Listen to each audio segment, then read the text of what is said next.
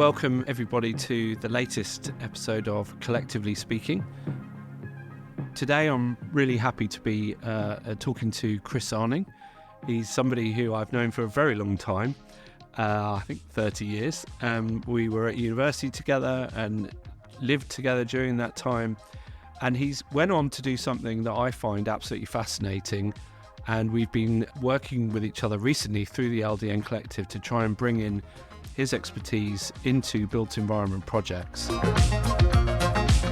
Chris, he does something which whenever I tell anyone what it is, I normally get quite a blank expression, and then I go on to try and explain it myself. But today we have him here to do a much better job than I could of explaining what semiotics is all about. And it is definitely something that I think could really add value to architecture, development and regeneration. And we'll come on to that in terms of why I think so. But initially, I'm just going to ask Chris just to tell us a bit about yourself and your background and how you got into semiotics in the first place. Yeah, I mean, my background is, I guess I've always been interested in ideas, but ideas that have an impact on people. And my background is in social sciences. Fundamentally, I studied history and philosophy at University College London, where we studied together and had a good time and did some studying as well, which is pretty amazing, and both came out with good degrees. One thing I remember someone telling me when I was doing my degree at UCL was, Chris, you know, if you specialised in one of these areas you're looking at, because I was jumping around, I was doing medieval or early modern Europe, I was doing the history of the United States, history of Latin America, and I said, if you actually built from year on year into a specialist area, you'll like to get higher marks because you'll have the foundational knowledge. But I was like, no, I'm really interested in learning about the world, and I'd rather understand more about Latin America or Japan or Africa. And I realise now that was a kind of early inkling of my, tendencies, predilection, whatever you want to call it, towards understanding cultures and getting under the skin of culture and the codes that kind of impact and influence the way we behave is fundamental to semiotics, which I'll come on to. But I went on from UCL to go to the University of Warwick, where I studied an international relations degree. But again, the focus was not less on sort of diplomatic treaties and war and conflict resolution, and more on understanding the international system. And so I learned about Marxist approaches and critical theory approaches, postmodernism, post-structuralism, and that led me into understanding there's a whole sort of host of lenses you can apply, which helps you see things differently and see things in a new way that can help people see new angles to a topic. And that led me into the world of semiotics. So just for those who don't know, which I think is a lot of people out there, tell us a bit more about what exactly is semiotics. The $6 million question, Max. Semiotics comes from the Greek word semion, meaning sign. So it came from understanding signs, and when it was founded, it was actually more or less always about symptoms and diagnosing illnesses. And actually, it's interesting because we've kind of looped round, because semiotics is still about looking at the signs, but it's more about branding now. The way I apply it is understanding the unconscious implicit influences that make us feel more drawn to a brand, that make us want to continue to buy that brand, or even in some cases have a tattoo of that brand somewhere on our body because we are so passionate about it. And usually in that instance, because the values and the associations that brand has are called with either values we have or values we aspire to. So semiotics, as I apply it, is about applying a critical perspective on visual culture. And fundamentally, the value to the client is closing the gap between what they think they're communicating and what they're actually communicating. So to give you an example, I've just done some work for a university in the north of England. And as you know, since the bringing in of tuition fees and the sort of liberalisation, if you like, of the higher education sector, there's been increasing competition, as well as increasing competition to attract international students. And with that has come the need of university to sort of put their best foot forward and say, why should you come to Keele University rather than University of Monmouthshire or Bristol rather than Durham? So this was about understanding that when you convey your brand in an email, you need to convey more than just one thing. It's not just about the stability and the quality of the qualification that you're going to get the cachet that you're going to get and how that's going to open doors. It's also, will I have a good time here? Will I have a good social life? Will I belong? Will I feel like my life is enriched? And then breaking that down into the sorts of colours, typefaces, messages, videos, how you put those together in a way that's going to optimise those messages, that's going to have, which is likely to have a propitious, auspicious, profitable effect on their readers, basically, or prospects.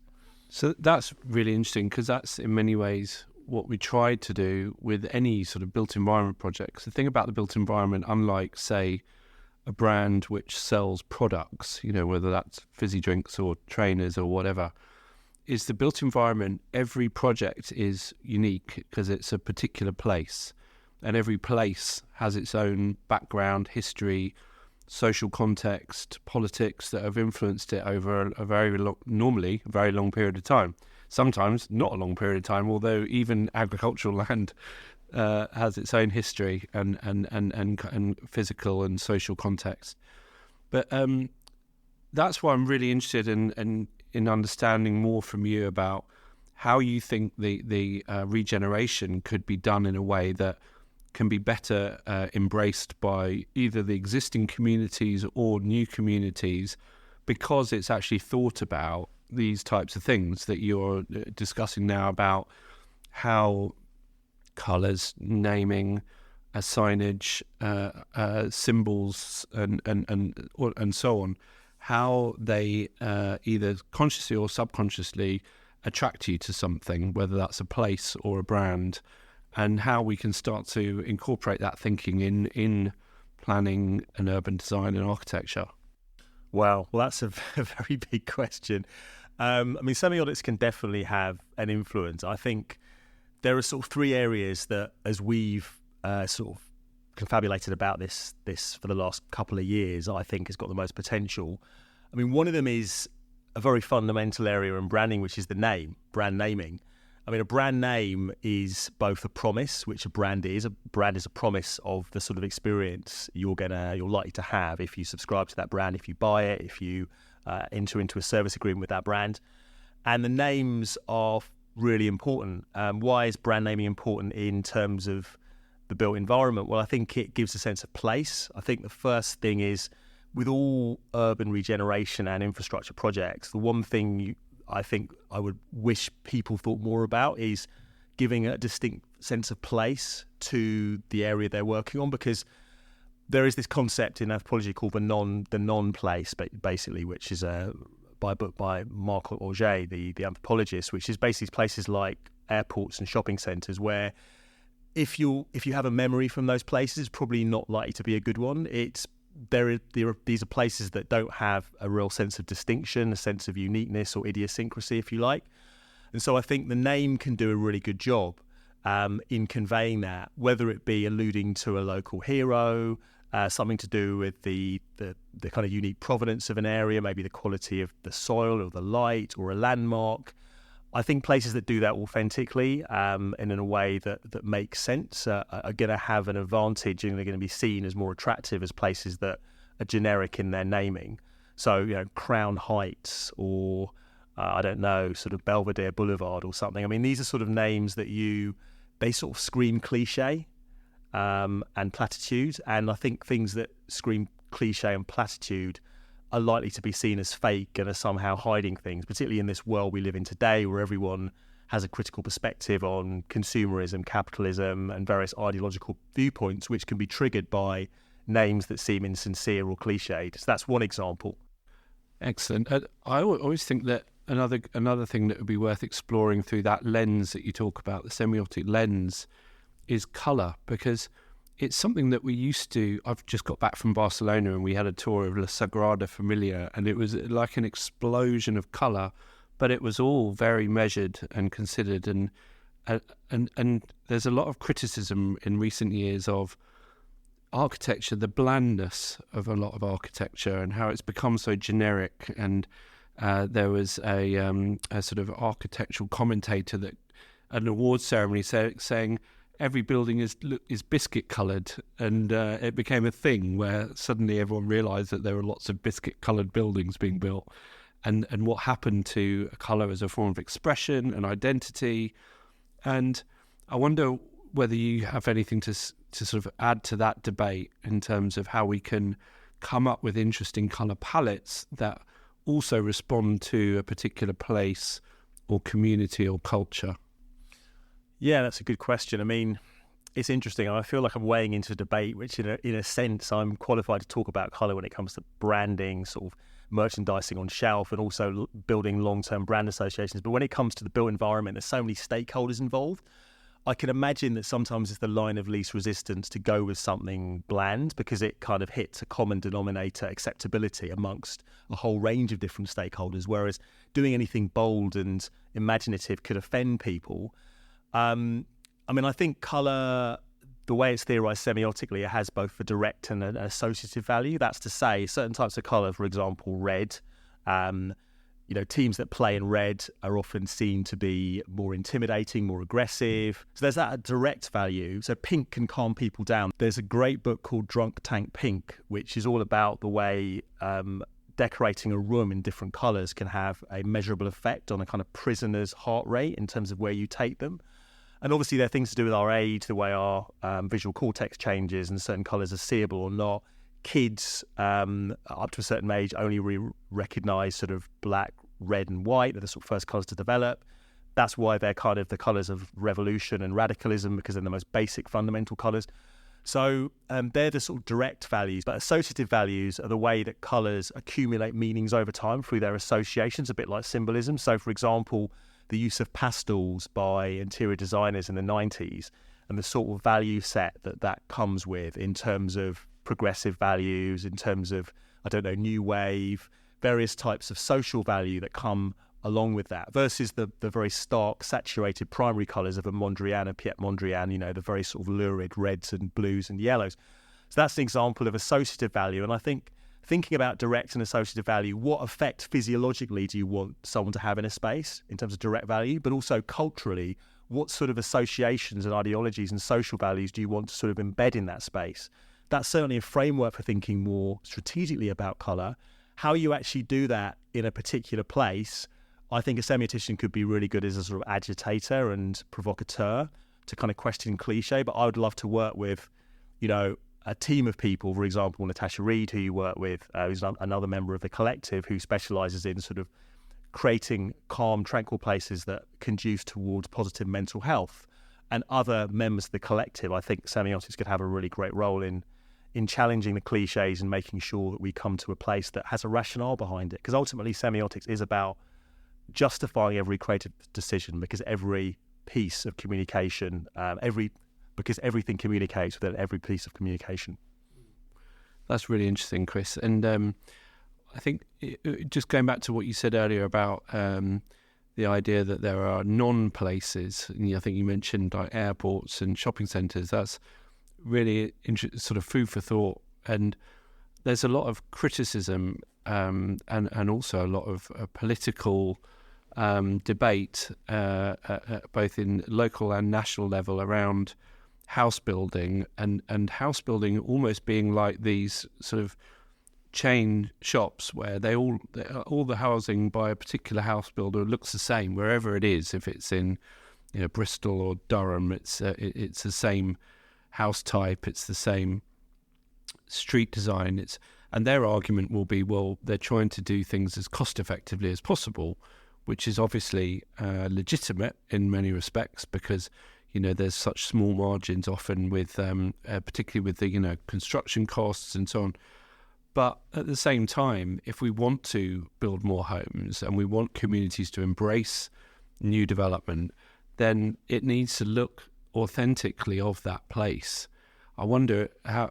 I know you're not going to have the magic bullet for this, and if you did, I think we would be hugely successful in our collaboration. But just to sort of give an idea of how, say, a house builder or somebody that had a generic product in the built environment might tweak that depending on what particular place they're building in. I know that often it's this is why we're now doing design codes, where we're looking at existing buildings that are loved in an area and giving cues for new development to follow, whether that's materials or particular ways of treating windows or what have you. What do you think semiotics could add to that debate, and how might it be a sort of discipline for, engaging people in those issues? I mean, I think this comes down to something we've discussed before, which is the kind of ideological meanings of certain types of buildings. And we've talked about, in the UK, residential developments colloquially tend to be stereotyped into one of two camps. Either they're what we call kind of prison block chic, with all the sort of snobbery that entails, like kind of prison precinct like buildings with, numbered buildings that don't have names. And these are often kind of council tenant properties. And on the other hand, you have these sort of Swiss developments that lack soul, and they are sort of tagged as being the kind of scourge of gentrification and seen as not being very welcome to the local area. They're kind of like enclaves of wealth and privilege in an area that otherwise is suffering. So they draw the ire and the sort of the antagonism of local residents. And I think that's all about, in a way, some of the codes that you've talked about, the design codes that are present in those buildings, wittingly or unwittingly, and perhaps the architects and the developers aren't aware of some of those messages that are implicitly being given off. I mean, I think generally it's about understanding that whenever you have a visual motif, you're going to likely to have a kind of social meaning attached to it. So whether it's mullioned windows or like a Corbusier-like pavilion, or it's a mock Tudor frontage, those are all going to have like ideological meanings that often in the UK will also have class connotations. And I do think class is a really fundamental aspect that is a huge taboo in the UK still. People don't want to talk about it. And our politicians for years have sort of tried to convince us that there is no class. I wonder why that is. Controversial. But I guess my point is you cannot get away from that and those connotations, because ultimately every building you put in is either going to be seen as a gesture of inclusion or a gesture of exclusion. And ultimately it's going to peg you as a developer as being a developer that is seeking to improve the tone of the area or import something that is only going to apparently inflame a sense of sort of growing inequality and equity or non-equity or lack of equity in an area. Wow, that's really fascinating, Chris. I was going to say, sorry, whether you include this or not, and my answer to that last question was, it was almost like, how do you avoid the gross negatives? I find with a lot of this stuff, because I haven't invested enough time, apologies, on really thinking about how semiotics applies to this stuff, but I know what semiotics could do to help people avoid mistakes, and it's easy for me to do that than actually how would it enhance. Yeah, I'd need to work with more of a team for that, I think.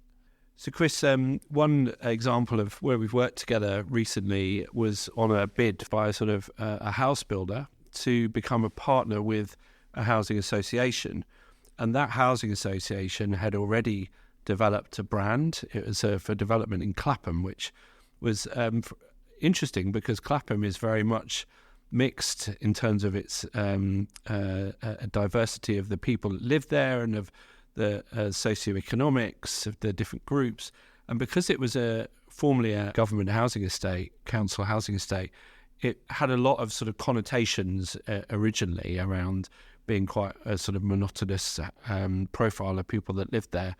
And they were trying to make it more mixed and through densification, and they developed a brand. And one of the things that they asked us to do as the bidder was to analyse that brand and look at how its strengths and weaknesses, and that SWOT analysis that we did around, and the opportunities or the threats of evolving the brand or changing that brand. And the piece of work you did was incredibly analytical and also very valuable for that developer. And it's the sort of thing I think could be applied to any bid or any new development project. Was that a sort of process that you think is something that is a particular offer that you could add to a team or any point in time of a development project? Yeah, absolutely. I mean, I think semiotics is fundamentally making the invisible visible, and it's pulling out the things that clients don't see in the materials they're quite willing to sign off on and send out times a million into the world. All the while, those things are communicating things about the client that perhaps they shouldn't be communicating to the world. And so semiotics is a way of screening those pieces of collateral to make sure that they're aligned with the messages clients want to give out. So fundamentally, the way semiotics works is my project's sort of divided into two types. One is where the client will give me the collateral. So that will be their, for example, visual assets, the name, the logo, their brand book with their visual identity, their sort of brand livery and other sort of core visual brand assets that go on all their materials. And then also I'll look at brand communication materials. So this is advertising that goes out on television or on social media, videos that come up on Snapchat, etc., etc. And so that's one way that semiotics works, is that it's a way of reviewing the meanings implicitly that you're putting out in your materials. And that can reveal, so many different things. It can reveal that, for example, BMW Mini is using very cliche signifiers of Britishness and help them pull back from that and kind of use humour as a more subtle way of conveying Britishness. Or it can tell a brand like BBC One Extra, actually, you could be a bit more political in the way you celebrate Black British identity. You don't need to be so, sort of treading on eggshells around that, even though it's the BBC. So it's looking at this collateral and actually then feeding back to people and helping them see things in themselves that they didn't see. And I always say this, and I say this with the most respect and love to my clients, that it's impossible as a brand owner to see your brand in the way others see it. And so one of the first things a semiotician needs to do is to cut through the delusion that all brand owners have. And when I say delusional, my clients are delusional, I don't mean that in a pejorative sense in any way. I just mean in the way I can't see myself, Chris Arning, in the way you see me. It's very difficult as a brand owner to do that. And so whilst consumers see you differently to the way you see a brand as a brand manager, they don't have necessarily the skill to tell you what you should do. As a brand owner, you have the skills, but you can't see yourself the way you need to see yourself from a different perspective. Whereas a semiotician is like a broker between the consumer that sees what you don't see but hasn't got the skills, and the brand owner that has the skills but can't see themselves in that way. And I think looking at the way buildings, wrap developments with what I would say mostly in the built environment sector at the moment, I would say is relatively rudimentary. The branding, I would almost cast it as more of badging than branding, because it's a visual identity, but without really a core message that is differentiated and distinct and consistently applied in other areas. But certainly looking at that wrapping, looking at the other touch points of a brand can help any developer align what they put out in the world with their intended and desired brand identity and the sort of messages they want to place in the minds of their consumers and potential buyers and stakeholders. The way you can tell the difference between good developers and bad developers is that the good developers, often their own sort of brand takes a back seat when it comes to a new development. So they often create a new brand specifically for that development. So I'm thinking, for example, of You and I and Mayfields in Manchester, or the Custard Factory in Birmingham, where it's all about that particular place and they've developed their own brand. But as I'm sure you know better than anyone, that brand is always a sub-brand of the person that's originated it in the first place. So you there's the values that will extend from one to the other, but the specific brand is particular to that place. And I wonder, and I think it would be great if more were doing that, because I think when a placemaking brand is of that place, it's going to always land better. So do you think that is something that others that aren't doing that, for example, it's just, they put a flag with their logo on wherever it is, how easily, and if they were to use you as a sort of critical friend, could they adapt each particular place to have that sub-brand that's of that place? Well, I think it depends on how much sunk cost there's already gone into development. That's why semiotics, in every industry vertical I work in, but I'm almost certain to say, particularly in the built environment, given the lead times and the investment that goes into planning, construction, planning permission and the construction, would need to happen really early in the process to ensure that mistakes weren't made that were kind of inextricable or would cost millions to reverse. But I think certainly what you've outlined, which is a sort of, a sort of house of brands rather than a branded house, that classic sort of distinction. So the way that brands, a company will only be the endorser of a brand that has its own identity rather than keeping everything consistent with mild distinctions to each individual product. Certainly doing the former, allowing an individual brand, a placemaking brand to develop, is going to be conducive towards people feeling that they are being catered for and that something isn't being imposed upon them, and it's likely to engender a greater sense of community. I mean, in terms of how physically that's done, I think it's done through the naming, the visual identity that goes along with it, or brand communication, wayfinding around the site, and the way in which all of that is brought cohesively to bear so that the memory structures around this brand are reinforced at every touch point, which is obviously just really fundamentally good branding principles. You mentioned before about having a genuine commitment to these issues, and there's a lot of talk about people, whether it's greenwashing or just doing a sort of enhanced version of corporate social responsibility, doing what you have to do, box ticking and so on. How can a developer or somebody within the built environment demonstrate that sort of level of authenticity, that they really do care about these issues and that they're genuine?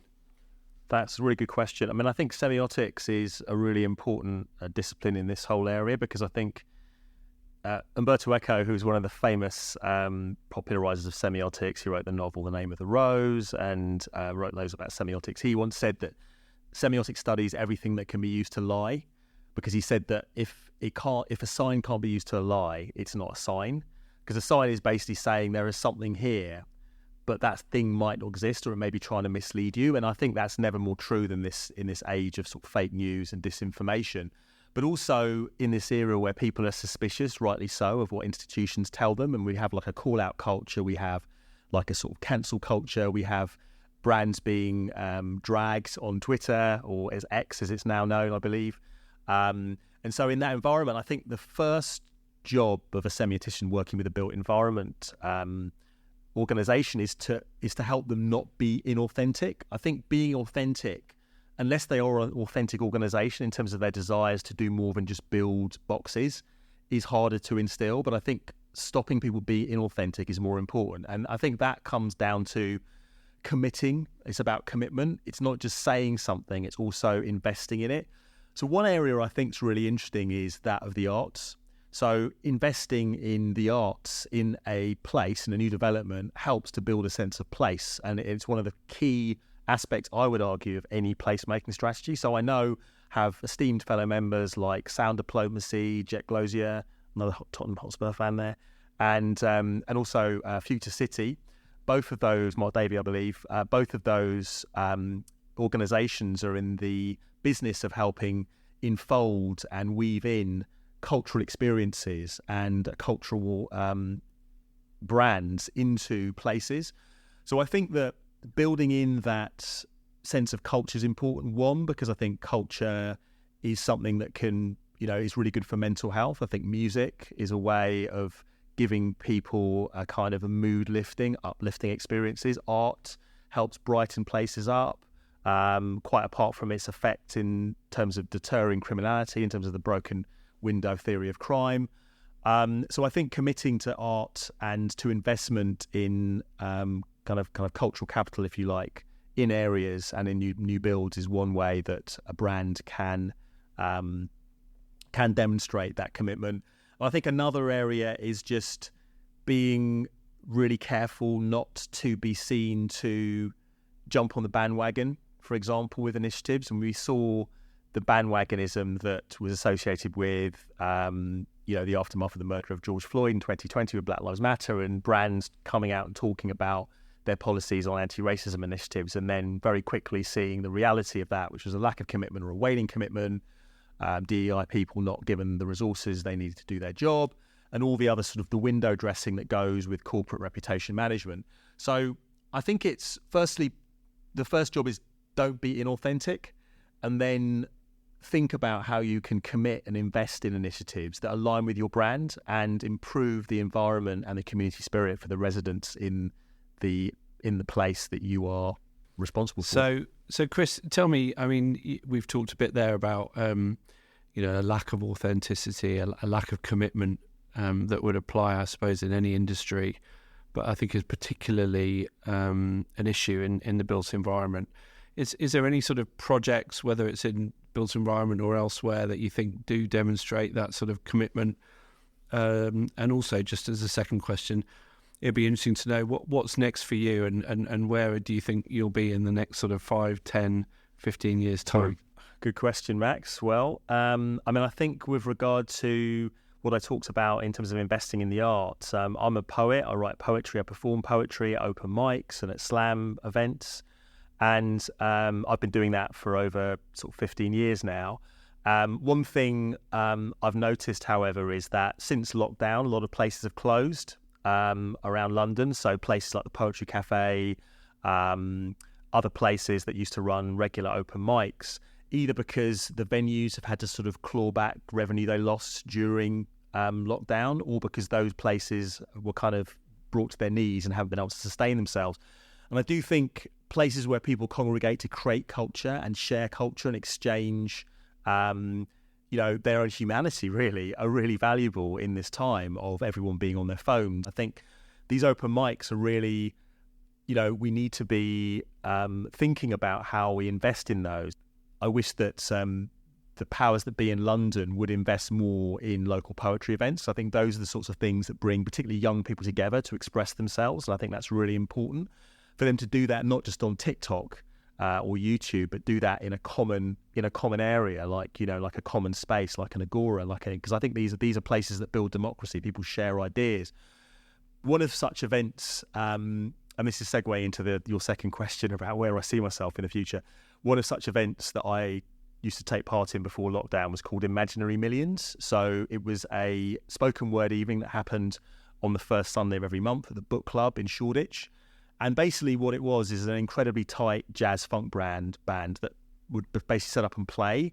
And then there were 2 hot mics, so just mics that were live, and then rappers, singers, saxophonists, beatboxers, accordion players would just come up and do their thing and frequently collaborate. And I thought that was one of the most inspiring places. And it's a place where I felt like I could commune with younger generations, the sort of people I might talk about in my research reports, like millennials and Gen Zers, and apart from like younger cousins in my family, I don't know too many younger generations, but through poetry events, you get to meet all sorts of generations of people and people from different backgrounds from all over London. And you get to hear what they think about the issues of the world, whether it be loneliness or mental health issues or the state of the economy or the political system. And it's a fascinating and really heartwarming and soul-building place.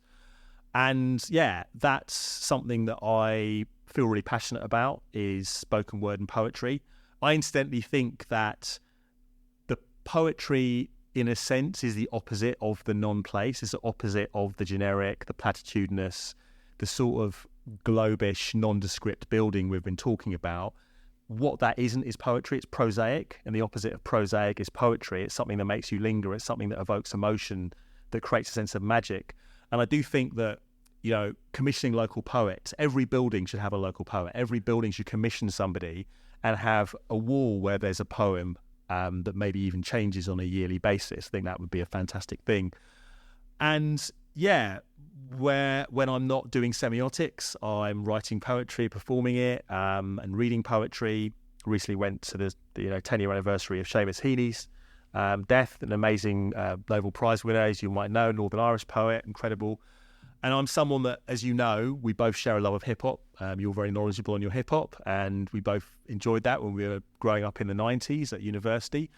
And I'm someone that believes that hip-hop is part of poetry. I mean, rap means, rhythm and poetry, and I try and read poetry and infuse what I learn into hip-hop, and I try and educate people who are into poetry about the incredible genre that is poetry. And I've finished recording my spoken word EP, 3 tracks, one called Emotion, one called Black Enough, and one called Imaginary Millions, which is a dedication to the night that I mentioned. And I'm looking forward to putting it out beginning of next year. So hopefully some listeners to this podcast will get hold of it and listen and enjoy.